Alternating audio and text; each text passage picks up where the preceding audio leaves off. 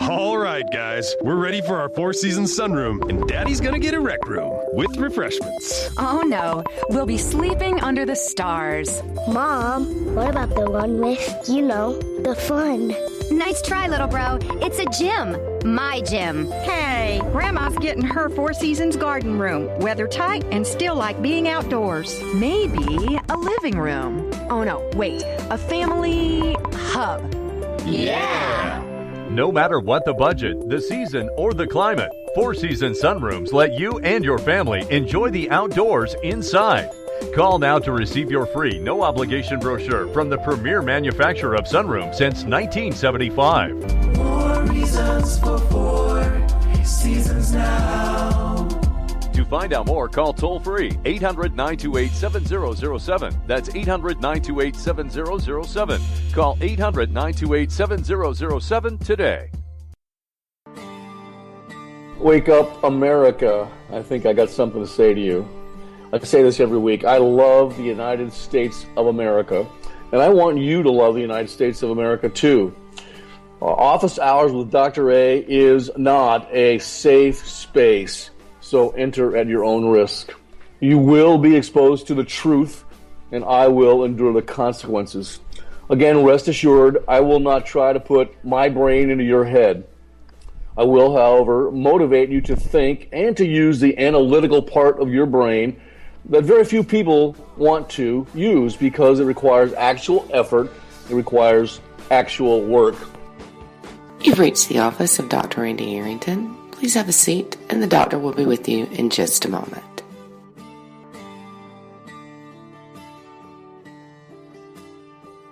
Good afternoon, everybody, and welcome to Office Hours with Dr. A. I am Dr. Randy Arrington, and on the line with me is my producer, Lou Esposito, and she, besides being my producer, is my sidekick, and I've given her the honorary tactical call sign that all naval aviators have of wench, because she doesn't take crap from anybody. And ironically, if she wasn't on the line, she reminds me of this, if she wasn't on the line, you three listeners out there and the four people in the romper room would not be hearing me talk. Lou, are you there?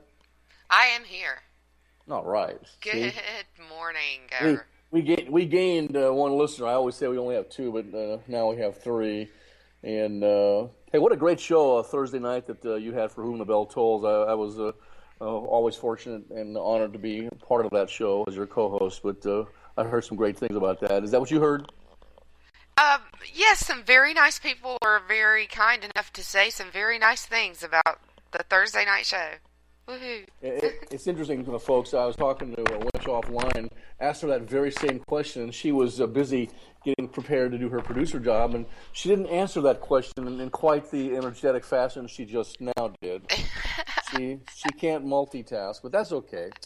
Hey, you know what? We've got all sorts of stuff. Oh, by the way, dovetailing off of your Thursday show, For Whom the Bell Tolls, did you see the FBI has opened up a third investigation on Mrs. Clinton's email practices? It seems to never end, doesn't it? Wow. Yeah, every time you turn around. Which a lot of people say is the Clinton Crime Consortium, foundation. We did the show, so we put the show together for the previous Thursday, had audio problems, then couldn't do it. By the time we did the show the following Thursday, there was new news from the previous Thursday. Today, there is new news from since our Thursday night show. Exactly. It never ends. It's like breaking constantly. Let me ask this analytical question, Student Lou.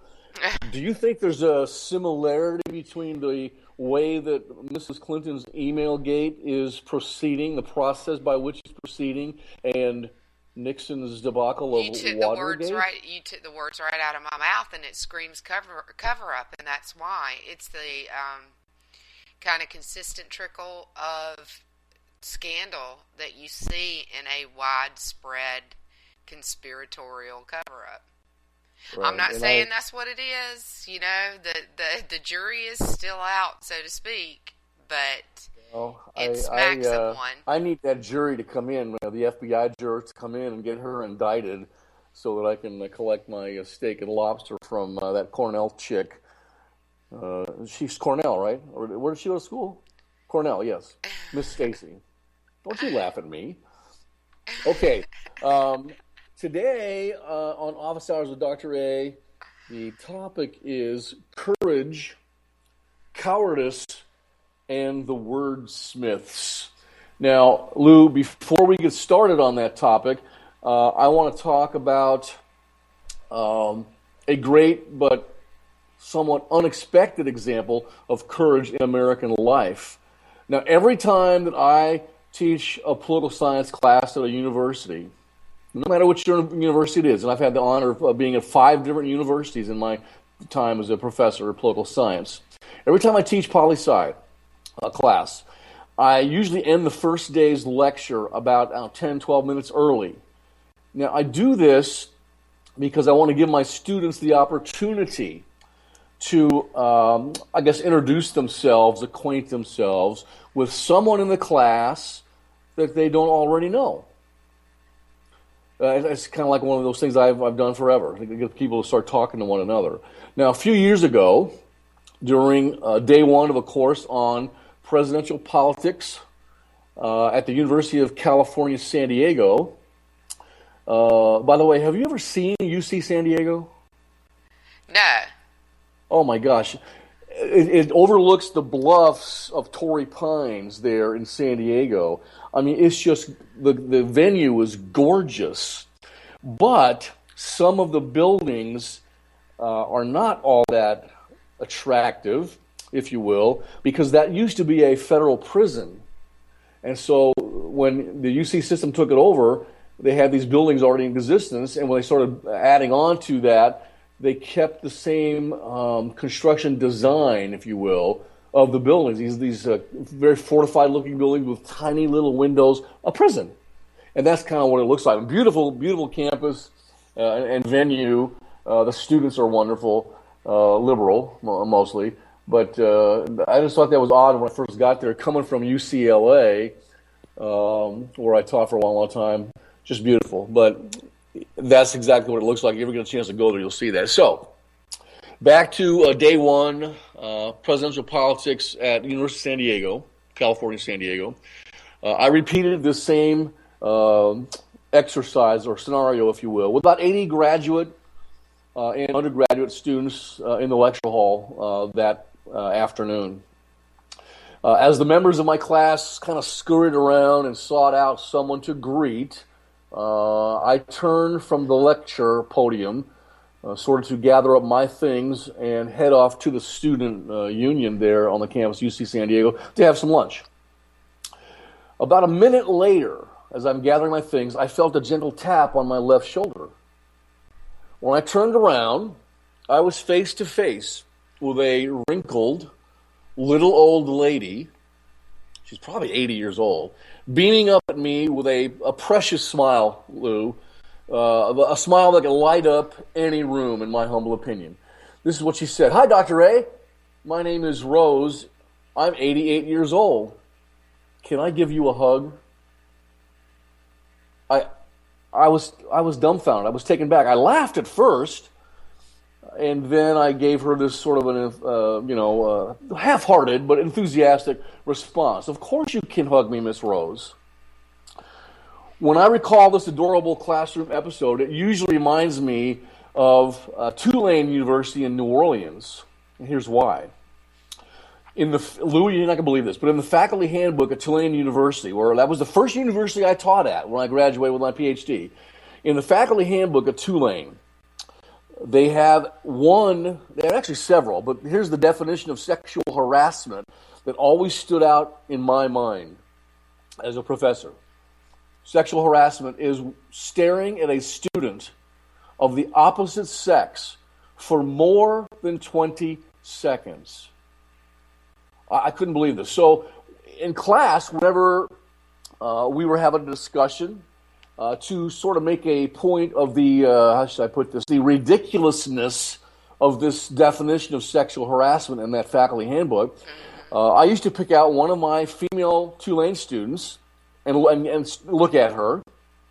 and then count out loud for the class, 16, 17, 18, 19. Then I quickly look away. Of course, it always drew, I guess, good-natured laughter from those Tulane University students. As a warrior, as a true American patriot, and you know what? One of the good guys in life. I know I'm a good guy. Trust me in this one subject.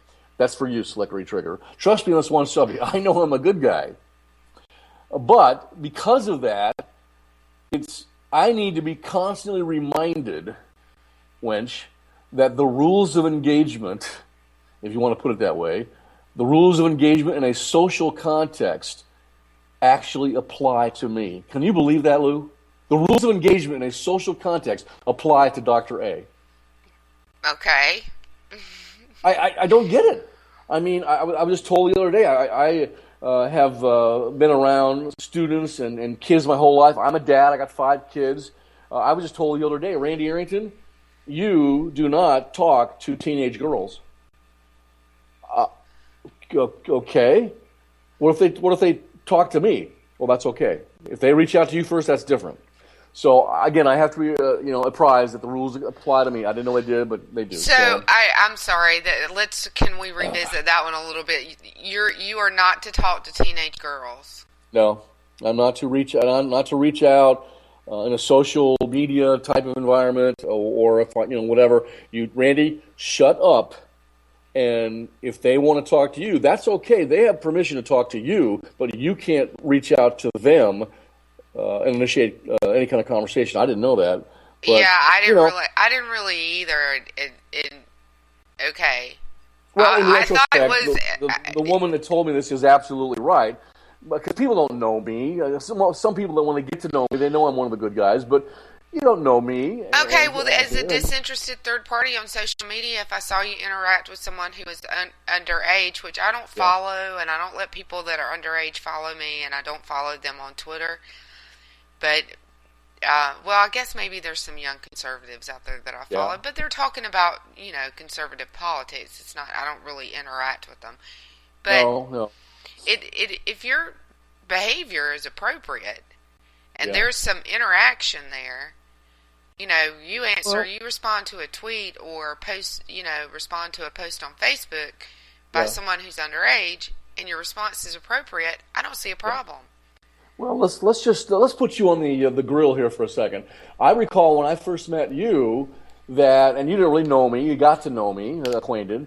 You, my dear, accused me of flirting with Miss Stacy for something that I tweeted out, and nothing could have been further from the truth. Do you recall that? Yeah, but I was pulling your chain. But now you know me, you know that's not true. Yeah. But I was pulling your chain. Oh, wait. I'm Stacy. Stacy's a grown woman, so I don't. Yes, of course. I know. I don't get the connection. She is of age. She's okay. We're going to talk about that in a minute. Okay, let's get back to UCSD and 88-year-old Rose. She gave me this huge hug with a strong squeeze, and I asked her, "Why are you in college at such a young, innocent age, ma'am?" And she jokingly replied to me, "Dr. A, I'm here to meet a rich husband, get married, and have a couple of kids." No, I said, "Be serious with me. I'm curious to know what motivated you to be here at University of California, San Diego and take up this educational challenge, if you will, at your age." She said, "I have always dreamed of having a college education, and now I'm getting one." After that initial meeting, I walked with Rose to the student union, and there we shared chocolate milkshakes and delightful conversation for about an hour. Needless to say, during the course of that semester, we became friends, and we became instant friends right then and there. Stayed friends for the rest of the semester there. Every day for the next 3 months, we would leave class together and talk nonstop.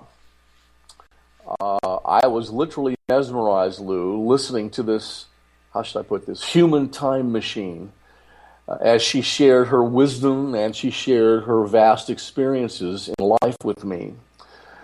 Over the course of the year, this woman became a, how should I put this, a pseudo-celebrity and an icon on the campus at UCSD, and she easily made friends wherever she went.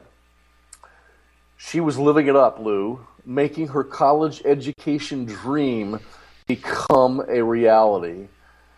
At the end of the semester, Rose was invited to speak at the football banquet, and I'll never forget what she taught us.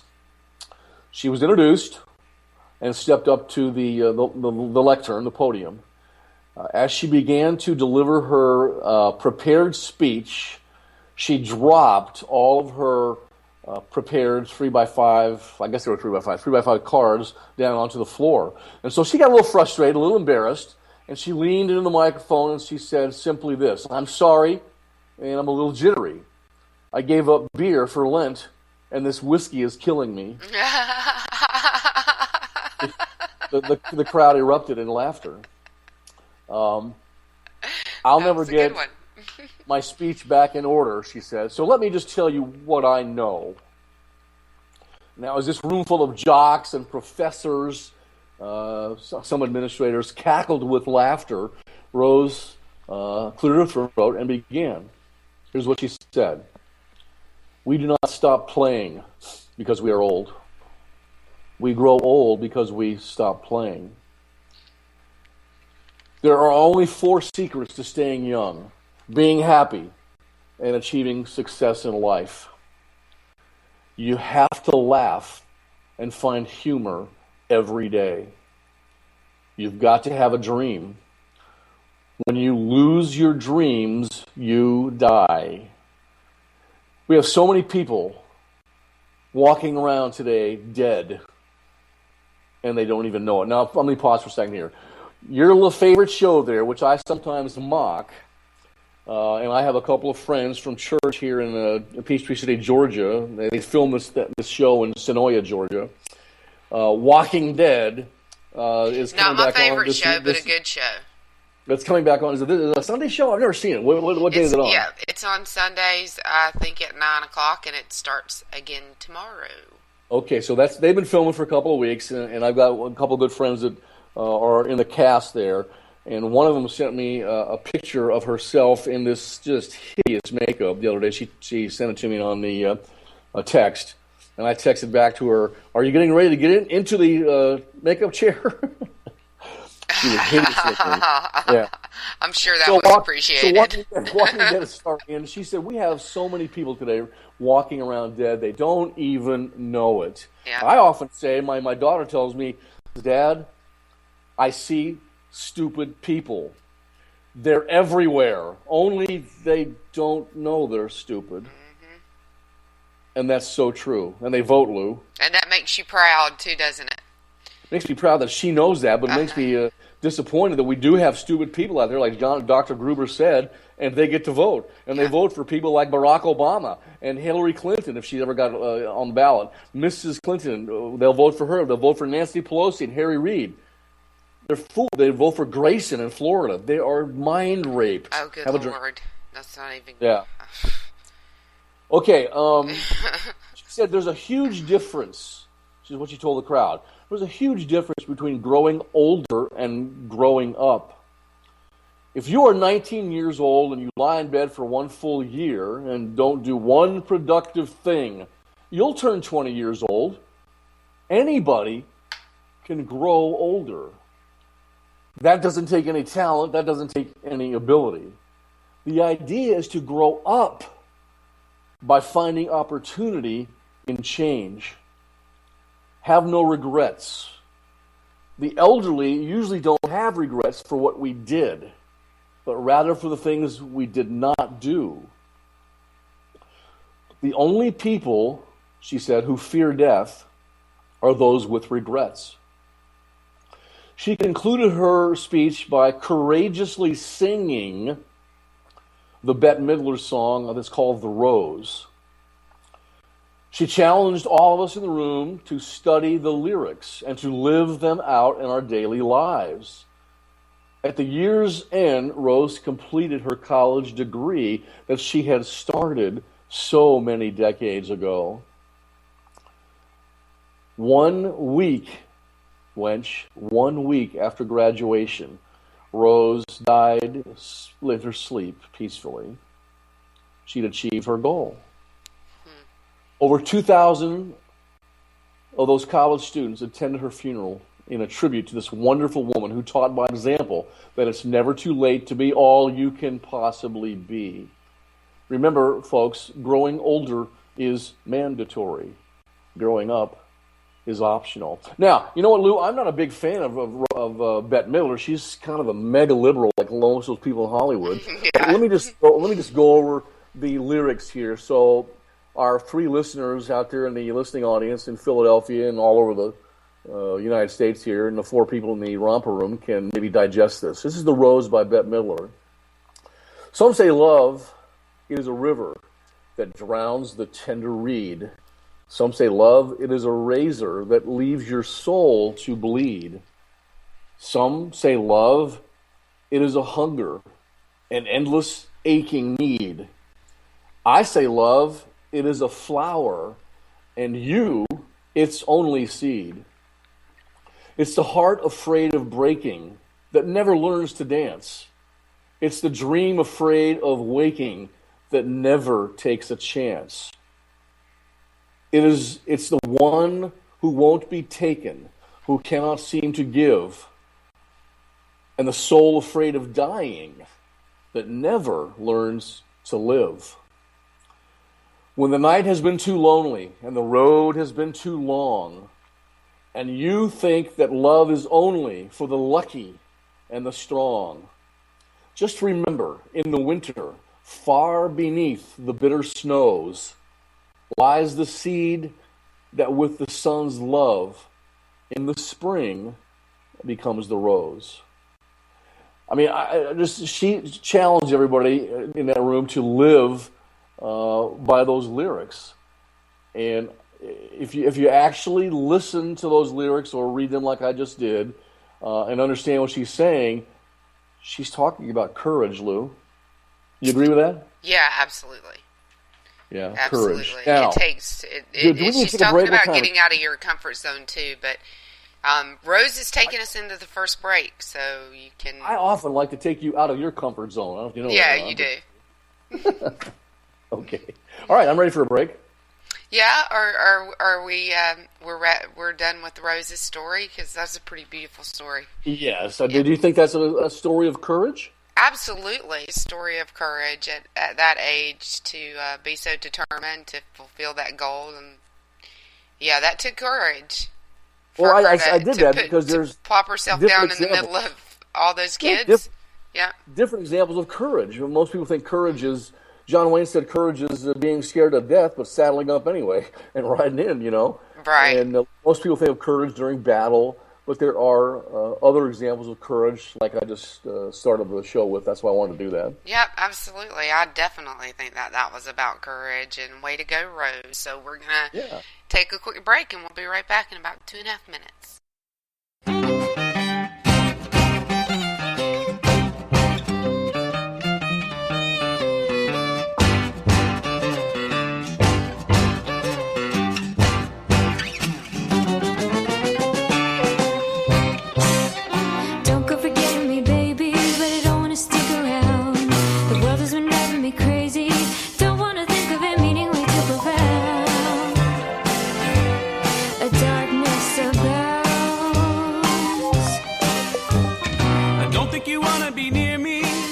Is run aground. The water is shallow and hazy. The storm is upon us. It's too late to turn around.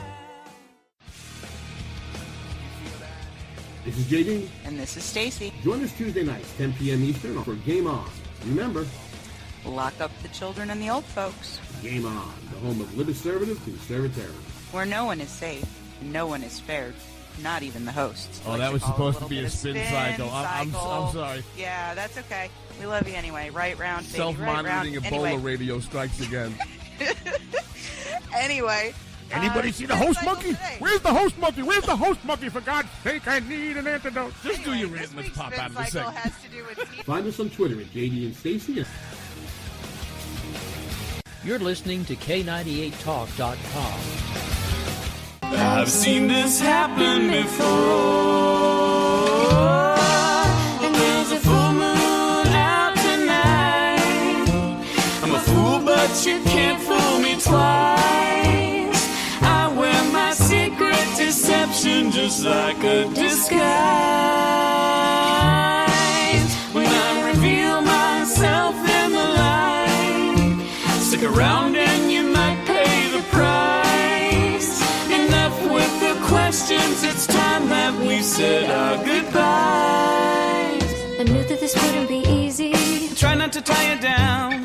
Now nothing you say can appease me. If you wanted to go, then you would have been gone before now. The darkness abounds.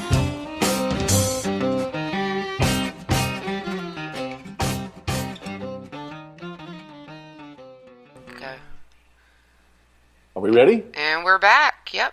Okay. We're going to talk today about courage, cowardice, and the wordsmiths.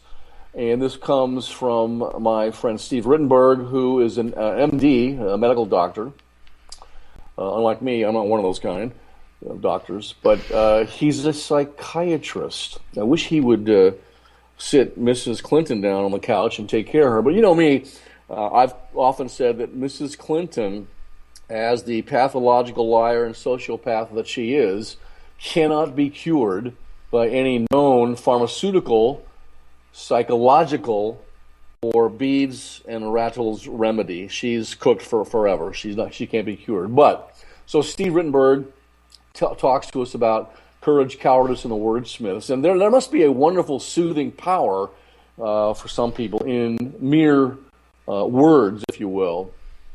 I take it that what all men are really after, by that I mean men and women, is some form or perhaps some tried and true formula for a peaceful existence. Consider a few of the choice words and astute observations that were written down in this book called Under Western Eyes, written by Joseph Conrad. He says, when I served as a Navy psychiatrist during the Vietnam War, one of my weekly duties was interviewing and assessing potential draftees who were seeking to avoid military service, induction into the military, by claiming they were suffering from mental illness. Ironically, many of these young men were recent graduates of various Ivy League universities. Coincidentally, all of them were students of the humanities and were active protesters of what they insisted was an immoral war. Doesn't that make you proud? No, it makes me disgusted, but they're always going to be in any society. They're going to be there. Yeah. They thought of themselves as idealists, and yet they were not principled, conscientious objectors. Indeed, they were glib, had read up on various symptoms of psychosis, and they could fake the manifest behavior of any disqualifying syndrome, including back then homosexuality, which was a disqualifying condition, if you will. Their efforts to evade military service to this psychiatrist was pretty obvious in his estimation. They were predicated on the arrogant assumption that they were smarter than any military psychiatrists. You ever let's segue for a second. You ever talk to people or be around people who think they're much, much smarter than you? Can you name a couple of politicians out there that think they're so much smarter than us? Barack Obama and Hillary Clinton. Yeah. That's their first mistake. The more educated I got, and fortunately I got my PhD in political science, the more educated I got, the more I realized how dumb I really was. And that's the difference between being smart and stupid. Well, they think they know more than we do, and that's why they can be tyrants. The key to intellect is realizing how much you don't know. Yeah, exactly right. And I often will tease Miss Stacy. I know JD can keep up with me intellectually. If she can keep up with me intellectually, I'm sure she can. I'm teasing. Okay. She's going to kick your butt. Their efforts to evade military service, usually obvious, and predicated on the arrogant assumption that they were much smarter than any military psychiatrist. Once it was pointed out to them that if they avoided the draft, someone else, less educated, less favored by fortune, if you want to put it that way, would have to go to war in their place. This quickly revealed their true motivation: fear. This guy soon realized he was observing firsthand cowardice masquerading as idealism. These young men would do anything to avoid the risk of fighting for their country, to avoid the risk of, potentially having to die, make that sacrifice for their country. After these interviews concluded each morning, he says he then would return to the hospital for his hospital responsibilities, which included working with wounded veterans. These wounded veterans were not glib wordsmiths, and it took real effort to get them to talk about their combat experiences in the Vietnam War. These guys didn't think of their courage in battle as anything special. When they did talk about it, they often worried that they'd let their comrades down somehow during the combat scenarios. The contrast for this psychiatrist and the contrast with these would-be draft evaders and these courageous veterans, wounded warriors, in his words, was simply striking, the contrast. There was absolutely none of the self-preoccupation of those Ivy Leaguers, those entitlement mentality, so-called educated knuckleheads that I call them. Instead, these were men who had done deeds, fought battles, rescued other wounded platoon members, and basically risked their lives fighting for the sovereignty and the individual liberty of their country. They readily acknowledged having been afraid, and many paid a high emotional price for this in the aftermath. They felt fear, Lou, but unlike our Ivy Leaguers, the force that propelled them was courage, not cowardice. This is what the guy wrote. Over the many years of clinical observation, I repeatedly confirmed the truth of Gerard Hopkins, he's a poet, observation that the child is father of the man. What does he mean by that? This is what my analysis. What you were in your early childhood, you also were in your adulthood. I'm talking about character, body, mind, and spirit. So who were these wordsmith Ivy League cowards as children? Now, one of my colleagues in the PhD realm of political science is a guy named Robert Nozick. He wrote this great essay called "Why Do Intellectuals Oppose Capitalism?" And in that wonderful essay, he pointed out that the wordsmith intellectuals, people like liberal arts professors, not all of them, journalists, writers, television pundits on MSNBC, and filmmakers, had frequently been children who achieved success in school, Lou, based upon their verbal talents, their verbal skills. As such, they were rewarded with elite status within the school system that they were in. As adults, however, they were not similarly rewarded. You know, from an economic standpoint, capitalism very rarely gives its greatest rewards to the verbally skilled individuals in the capitalist society. Robert Nozick tried to sort out this sort of a puzzling situation. He concluded that it is our educational system where, as he put it, to the intellectually meritorious went the praise, went the teacher's smiles, and went the highest grades. In the currency that the schools had to offer, the smartest constituted the upper class. They were the elites, Lou. Though not part of the official curriculum, in the schools, the intellectuals learned the lessons of their own greater value, if you will, in comparison with others in the class environment. And of how this greater value that they were entitled to also meant that they were entitled to life's greater rewards. Entitlement mentality, sort of a different entitlement mentality than the underclass today and their entitlement mentality with the welfare system.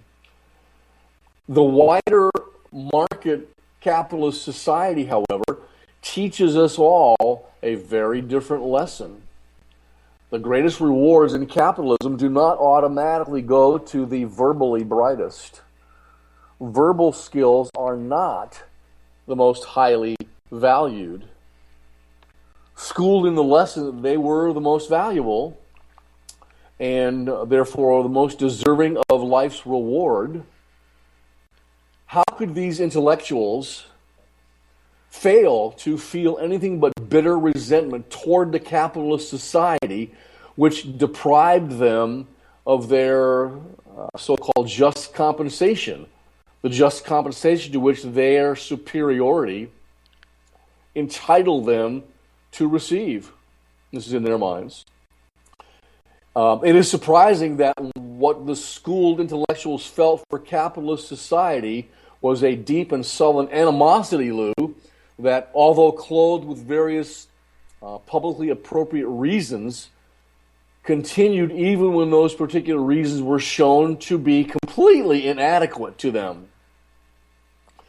The intellectual wants the whole society, Lou, to be a schoolyard, a school system, and to be just like the environment where he or she did so well, and ergo was so greatly appreciated as an elite. Nothing so offends the doctrinaire intellectual as the American ability to achieve the momentous in a sort of a matter-of-fact way, unblessed by the strategic use of mere words. What do you think about that so far? I think it makes a lot of sense. I'm not sure. I've never read that, and but it makes a lot of sense. Is she an entitled intellectual coming from that Clemson? No, absolutely not. But Ted Cruz went to Harvard, so he did. Does he consider himself to be a wordsmith, and he's entitled to all these great things as the elite of society? I think he's very much a wordsmith, and I think he's a fabulous lawyer. But I've never seen him appear to believe that he's entitled to anything. I think he's got, 1 foot firmly planted in humility, and that's a great. We talked about this a couple shows ago. That's a great characteristic to have for a human being. No matter how successful you become, keep 1 foot firmly planted in humility. Surround yourself with people that will make sure that you remain humble.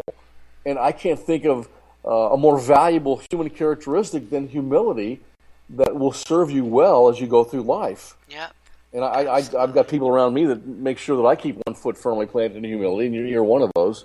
Yes. And, okay. Yeah. All right, so you want to segue into that, because that's a good segue into our Book of Beaker for the week. Sure, going to Beaker, and I'll come back and we'll talk about other things that Nozick has taught us in this wonderful essay. Go ahead. We'll take our last break, and then we'll come back, and you can wrap it up for the week.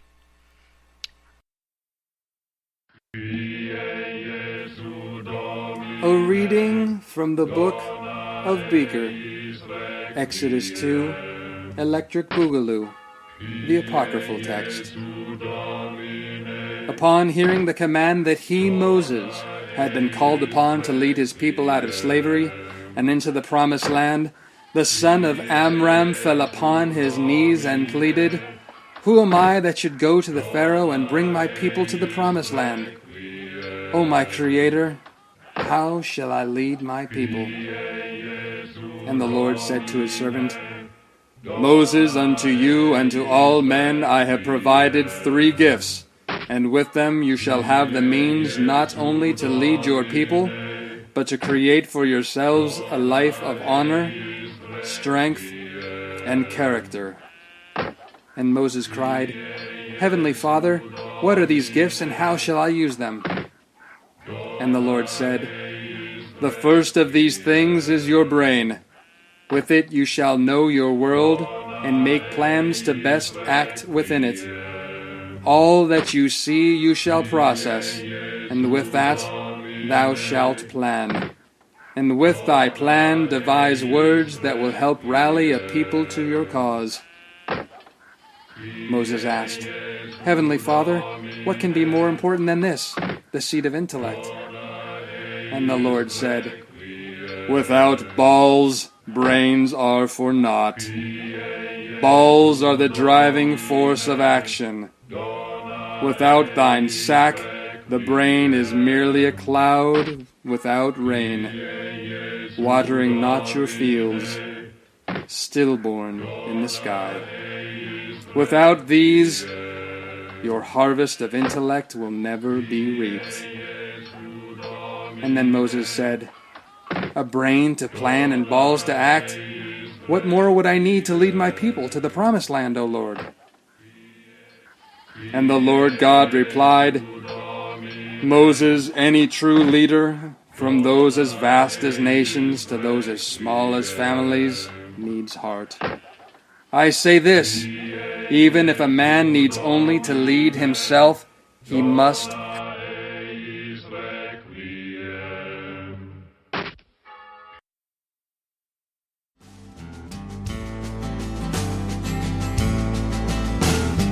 I looked all over, so how can it be?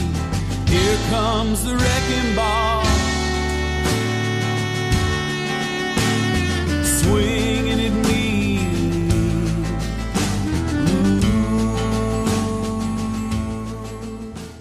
K98 Talk is continuing to expand its lineup. This means we are expanding our advertising base. Whether you're a startup trying to push through to the next level, or an established business trying to supplement your advertising budget, web-based advertising is a solid investment. Thanks to Talk's newest partnership with TuneIn Radio and instant access to our sister station, K98 FM, we give you worldwide access at a reasonable cost.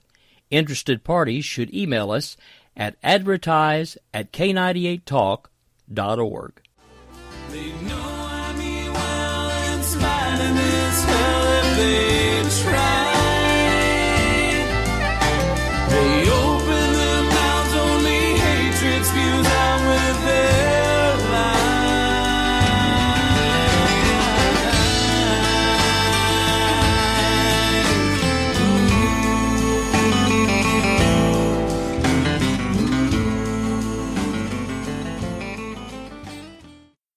Go. And we're back. Okay. Are we back? Yep, we're back.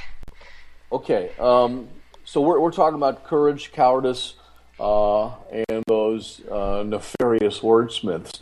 Robert Nozick, my colleague, political science professor, he also observed in this essay that there's a childhood, how did he put it, a forerunner to capitalism. And the forerunner to capitalism in the world of the children is the playground. On the playground, verbal intellect is far less important than actual action. On the playground, aggression is as important as intellect. Being able to utilize aggression in the service of solving problems produces leaders not designated by authority figures, but by one's peers. I'm often asked, Dr. A, what is leadership? Leadership, there's various definitions of it. One great definition of leadership is problem solving. You're confronted with problems, or people around you are confronted with problems, and you take the bull by the horns, you step forward and take command, take charge, because nobody else will, and solve those problems and come up with a solution get people to rally around that solution, implement that solution, have some sort of a feedback loop, and then reform and keep around. It's dialectical. Leadership's dialectical. Keep solving the problems. Problem solving is very important in leadership. And we've got people in politics right now, Lou, that, and mostly from the liberal side, but the Republicans do it as well, in their attempts to be leaders and solve problems, they make the problems worse because of the unanticipated ironclad law of unintended consequences. Happens all the time. So they try to solve a problem. It gets you on board, however they do that, and they mobilize you. And then their problem-solving method when they actually introduce it into society makes the problem worse. And it comes up with a whole slew of unanticipated consequences. That's a big, huge dilemma in politics right now. It becomes worse. Oh, you know what? We just need more money. We didn't have enough money last time, so we need another $1 trillion, and that'll really make it work. Right. How many times have you heard that, Lou? Over and over and over again, and just yesterday. We need more money. That was the problem. I hear all the time from people that think communism is a wonderful thing, like Bernie Sanders and Obama and Mrs. Clinton. Right. We just need... The reason communism has failed, and we're going to do a whole series on Marxist theory coming up here in a few weeks. The reason that communism has failed before, when it's been tried, is because the wrong people have been in charge. The wrong people have been in charge. And remember when Barack Obama was speaking, I can't remember where he was, he said to the people listening, "We are the people that we've been waiting for." Meaning, we're going to solve the dilemma of Marxist theory not actually working. We're going to make it work. Because we're smarter than the last crew. Oh, yeah, we just talked about that. Yeah. Isn't that a great segue? I didn't even plan that. That just came out. See, you have this way, Lou, of bringing this stuff out of me. You get me all torqued up with emotion and aggression, and then we go into, segue into parts of the show that I didn't anticipate, and it makes a lot of sense. It's really fun to do, and hopefully it's fun for those 3 listeners out there to listen to, and the 4 people in the romper room. Usually the people in the romper room are the Dread Pirate Ron, Tina Dillingham, her wonderful husband Slickery Trigger. Sometimes the air boss, Rick Robinson, will show up. Yep. That's the 4 people usually in the romper room. Who else is in there? JD sometimes, and Stacy. JD sometimes, Stacy sometimes. Yeah, well, JR sometimes. We have lots of different people in there. Bless their hearts. Okay, so the on the playground in Nozick's analysis, aggression is as important as intellect. Being able to utilize aggression in the service of solving problems produces leaders not designated by those knucklehead authority figures, but the leaders are produced by the peers. As such, physical courage is a highly valued human characteristics. The cowards on the playground are mocked and shunned. They're called, what do we used to call them? We call them scaredy cats. Yeah. On the playground, growing up, willingness to fight for oneself without appealing to authority becomes a measure, if you will, of status. It also provides, in Nozick's opinion, real-world lessons in human nature as we're maturing from elementary school through middle school and junior high and high school and whatever. Nozick writes, "I recall trading blows to gain sufficient respect, trading hand blows with one of his schoolmates. He needed to get some respect, and they were picking the schoolyard games and the people that were going to play. And he said there was an Irish Catholic boy who was admired for his basketball skills, who joined Robert Nozick in his fight against the anti-Semites and insisted that anybody who could sink a jump shot from 25 feet could play on his basketball team, even if that boy was a Jew." I remember growing up in Burbank, California. Maybe it was white privilege. I don't know. When my dad was retired submarine officer of the Navy, and he got in the motion picture industry. We lived in Burbank, suburb of Hollywood, and Westwood, and all those nice places there in Southern California. I don't even remember kids that were Jewish. I didn't discern Jewish people. I remember the Catholics because they would always get to leave.